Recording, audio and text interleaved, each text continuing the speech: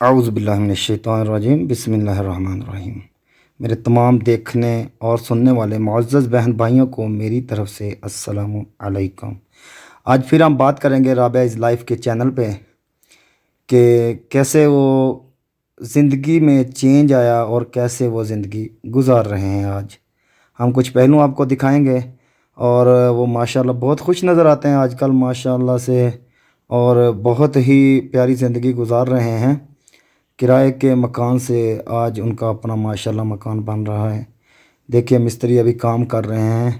ویسے یہ جو مستری ہوتے ہیں نا، مزے کی بات ہے کہ یہ جس گھر میں گھس جاتے ہیں نا تو ہاتھ زمین سے لگوا دیتے ہیں۔ ان کے پاس جو کانڈی تیسی ہوتی ہے نا، اس کا یہی حال ہوتا ہے۔ ابھی ایک بات سناؤں گا آپ کو ان کے مکان کی طرف دیکھ کے کہ ایک جج نے اپنی مرضی سے شادی کر لی، یعنی دوسری شادی کر لی، اور اس کی جو دوسری بیوی تھی وہ بولنے لگی کہ میں اپنی مرضی کا گھر بنانا چاہتی ہوں اگر تو مجھے اجازت دے۔ تو ظاہر سی بات ہے، پیاری بیوی تھی، پیار کا وہ شادی کیا ہوا تھا، تو بولا ٹھیک ہے، مشکل نہیں ہے، مجھے منظور ہے۔ وہ گیا، وہ دو مستری مزدور جو بھی تھا ٹھیکیدار لے کے آ گیا اور نقشہ لے کے آ گیا، بھئی اس نقشے پہ آپ لوگوں نے گھر بنانا ہے، جو بیوی نے پسند کیا۔ وہ بولے ٹھیک ہے جی، ہم لوگ بنائیں گے۔ کتنا پیسہ چاہیے؟ بولے جی کوئی زیادہ پیسہ نہیں چاہیے، مشکل نہیں ہے، بن جائے گا۔ کام شروع ہو گیا، چلتے چلتے چلتے کام کرتے کرتے کبھی یہ ختم، کبھی وہ ختم، کبھی یہ ختم، کبھی وہ ختم۔ کام کرتے کرتے اس جج کی، وہ جج تھا، مجسٹریٹ تھا، اس کی جیسے کو بولتے ہیں نا بس ہو گئی، اس کی بس ہو گئی، یہاں تک کہ اس کی ہر چیز بک گئی اس گھر کو بناتے بناتے۔ تو جانے کے وقت جب آخری دن آئے نا تو وہ چھوٹا چھوٹا کام رہ جاتا ہے، تو وہ جھولا لے کے مستری آتا ہے نا، تو اس نے بولا مستری کو کہ یار تیرا آج کام ختم ہو جائے گا۔ بولا ہاں، میں تیرے کو اتنا پیسہ دیا ہے، بول یہ جو جھولا تیرے پاس ہے جس میں یہ تیری کانڈی اور تیسی، یہ سال سوتر چپٹی اور وغیرہ وغیرہ جو کچھ بھی ہے، اس کا بھی پیسہ بول، میں تیرے کو اس کا بھی پیسہ دے دوں گا۔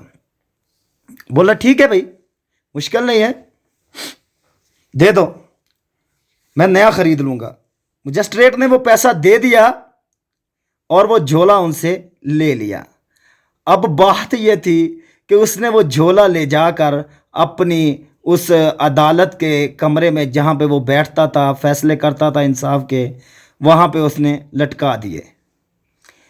اب جو بھی آدمی آتا ہے، وہ مجرم آتا ہے، اس کو بولتا ہے کہ اگر تو جھوٹ بولے تو اس جھولے کی مار پڑے تجھے، اگر تو جھوٹ بولے، یعنی وہ جھولا سامنے رکھ دیا، کیونکہ اس کو پتا تھا کہ جو مار ہم کو پڑتی ہے، پڑی ہے، اس سے دنیا کا کوئی بھی بادشاہ ختم ہو جائے گا، ٹھیک ہے نا۔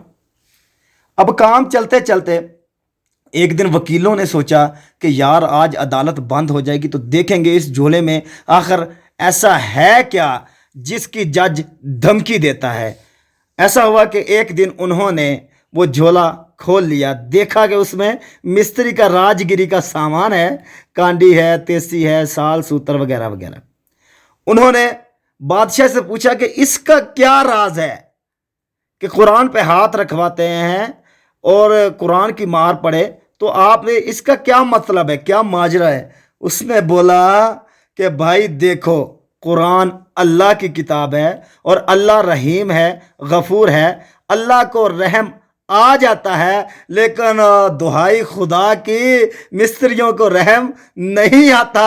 یہ جب تک اگلے کا سب کچھ بکوا نہیں دیتے نا، تب تک ان کو سکون نہیں آتا، چین نہیں آتا، یعنی کہ مستریوں کی مار، مستریوں کو رحم نہیں آتا، اللہ رحیم ہے، اللہ کو رحم آ جاتا ہے۔ تو اسی طرح سے یہ بھی ماشاءاللہ میرے بھائی کافی دیر سے مستریوں کو گھسایا ہوا ہے۔ ہمارے قاری صاحب بولتے تھے کہ گھر میں جن گھس جائے نا تو ہم لوگ نکال سکتے ہیں، لیکن گھر میں مستری گھس جائے نا پھر اللہ ہی اس کو نکالے، ٹھیک ہے نا۔